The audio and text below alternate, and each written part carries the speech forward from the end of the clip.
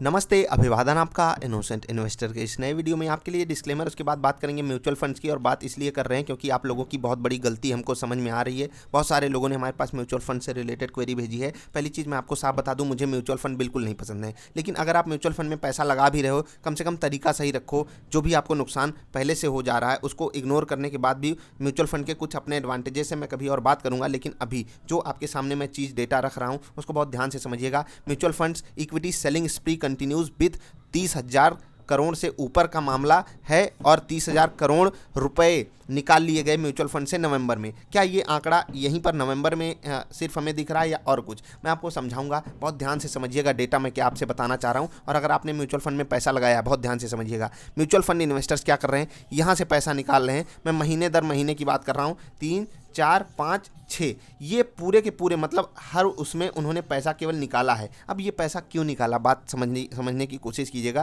क्योंकि उनके मन में डर बैठ गया, खौफ आ गया कोरोना का। अब कोरोना से पहले ऐसा तो हो नहीं रहा था कि लगातार कोई पैसा निकाल रहा है। ये जब गिरावट आई, पैसा नहीं निकाल पाया रिटेल इन्वेस्टर, ठीक। उसके बाद वो सोचा कि इतनी भयंकर गिरावट आ गई है, किसी का 50% पोर्टफोलियो डाउन है, किसी का 40, किसी का 30, किसी का 20, ठीक। अब ऐसा अगर केस आ जाए आपके साथ, आप क्या करोगे? आप सोचोगे 50 वाला अगर 40 हो जाए हम एग्जिट कर जाएं, वो यहाँ पर किया। 40 वाला 30 हो जाए हम एग्जिट कर जाएं, यहाँ पर हुआ। फिर 30 वाला 20 हो जाए हम यहाँ पर एग्जिट कर जाएं, 20 वाला 10 हो जाए हम यहाँ पर एग्जिट कर जाएं, फिर 10 वाला एग्जैक्ट कॉस्ट टू कॉस्ट आ जाए हम यहाँ पर एग्जिट कर जाएं। कॉस्ट टू कॉस्ट पे सब निकल गए, ठीक, सब के सब निकल गए कॉस्ट टू कॉस्ट पे। ऐसा नहीं है कि रिटेल इन्वेस्टर इतना समझदार हो गया है कि वो यहाँ पर प्रॉफिट बुक कर रहा है। मैं ये नहीं कह रहा कि लोगों को प्रॉफिट नहीं हुआ, जी नहीं, बिल्कुल हुआ होगा। जो नीचे म्यूचुअल फंड खरीदे होंगे उनको बहुत सही प्रॉफिट हुआ होगा, और जो हमारे तरीके से म्यूचुअल फंड खरीदा होगा उसको बहुत तगड़ा प्रॉफिट हुआ होगा। और मैंने आपको हमेशा समय समय पर वार्निंग ये भी दी थी कि पैसा आपको इन्वेस्टर रहना चाहिए। ऐसा नहीं कि आप सब बेच के भाग जाओ। आपको मैंने बाइंग के लेवल्स भी बताए हैं, बाइंग की सलाह भी दी हुई है। टी वालों की तरह मैंने आपसे ये कभी नहीं कहा नहीं नहीं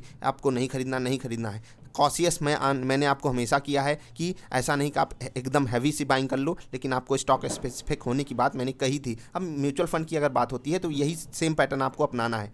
अब मौका आया था अब बेचने का, यानी अगर रिटेल इन्वेस्टर यहाँ से शुरुआत किया होता, जब बाजार की पी 30 के ऊपर चली गई, अगर यहाँ बेचा होता तो मैं बहुत खुश होता। लेकिन आप लोगों की भी यही दिक्कत हुई होगी, बहुत सारे लोग म्यूचुअल फंड में लॉस में निकल गए होंगे। मैं आपको चीज़ें समझाऊंगा, बहुत ध्यान से समझिएगा बात। मैं आपको क्या समझाना चाहता हूँ, अगर आप पैसा निकाल रहे हो इस वक्त तो वेरी गुड, अच्छी बात है। लेकिन आपका पैसा आपके बैंक अकाउंट में नहीं होना चाहिए, लिक्विड फंड में जाना चाहिए। जिस भी कंपनी का आपके पास म्यूचुअल फंड था उसी कंपनी के लिक्विड फंड में पैसा डाल दीजिए। और जब बाजार गिरेगी 20%, 15% या 10%, तो आपको उसी हिसाब से अपना पैसा एडजस्ट करके लगा देना है। तब तक आप लिक्विड फंड में एसआईपी करते रहिए, या फिर जो आपने पैसा निकाला हुआ है उस पैसे को लिक्विड फंड में रख दीजिए। लिक्विड फंड क्या होता है, ये आपको लगभग 5% के आसपास या 6% के आसपास का रिटर्न देगा, ठीक है, 6% के आसपास का रिटर्न देगा।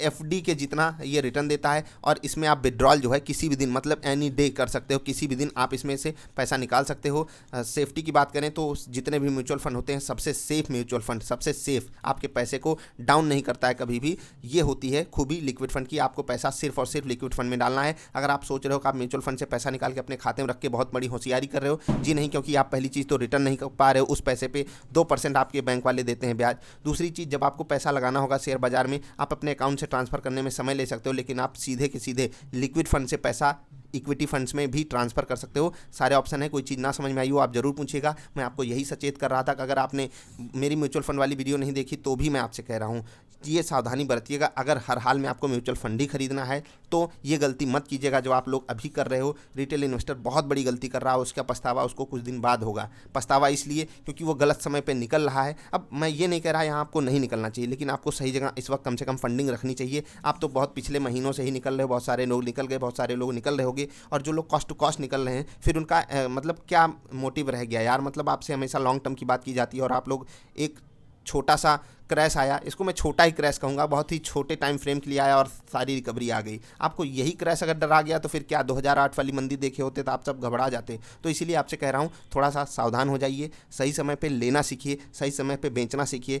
यहाँ बेचने का मौका नहीं था, यहाँ है, लेकिन यहाँ सब कॉस्ट टू कॉस्ट निकल रहे हैं क्योंकि जो यहाँ पर लिए हैं वो यहाँ तक का इंतजार किए हैं। ऐसा तो है नहीं कि जो यहाँ पर लिए हैं वो यहाँ पर बेच रहे हैं। क्यों? आप जाकर डेटा देखेंगे, आप खुद दंग रह जाएंगे बेचारे। मतलब अपने यहाँ के डोमेस्टिक जो प्लेयर्स हैं, मतलब इंश्योरेंस वाले या म्यूचुअल फंड वाले, उनके ऊपर लगातार सेलिंग प्रेशर क्रिएट किया जा रहा है। आप बेचो माल बेचो। और अगर आप नवंबर की बात करेंगे, केवल और केवल नवंबर में 48,000 करोड़ का माल बेचा गया है DIIs के द्वारा, मतलब अपने घरेलू फंड्स के द्वारा। 17,000 करोड़ का माल अक्टूबर में, केवल 110 करोड़ खरीदारी हुई सितंबर में, उससे पहले भी देखिए बिकवाली हो रही थी। और अगर केवल म्यूचुअल फंड की बात करें, पूरा का पूरा आंकड़ा रेड में है। वो तो इंश्योरेंस कंपनियां जो अपना पैसा समझदारी से लगाती हैं उनके द्वारा ये खरीदारी हुई है। नहीं तो अगर म्यूचुअल फंड की बात करें तो रिटेल इन्वेस्टर अपने पैर पर लगातार कुल्हाड़ी मारता हुआ चल रहा है। तो अगर आपको लॉन्ग टर्म इन्वेस्टर रहना है, मैंने आपको तरीका बताया, अगर वो तरीका ना समझ में आया हो तो niftyindia.in विजिट कीजिएगा, क्वेरी डालिएगा, हम आपकी मदद करने की पूरी कोशिश करेंगे। नाम, ईमेल ID, मैसेज छोड़िएगा। कोशिश ये करिए कि आप पहले तो एक अच्छा म्यूचुअल फंड सेलेक्ट कीजिए। अगर वो सेलेक्टेड है, बहुत अच्छी बात है। अभी पैसा लिक्विड फंड में डालिए, जब मौका आएगा मैं हो सकेगा आपको इन्फॉर्म भी करूँगा। अब आप पैसा डालना चालू कीजिए अपने इक्विटी फंड्स में। अभी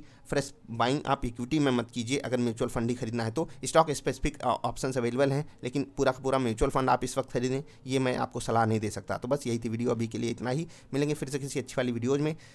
तब तक के लिए हंसते खेलते रहिए यार। वीडियो देखने के लिए आपका बहुत बहुत आभार, धन्यवाद।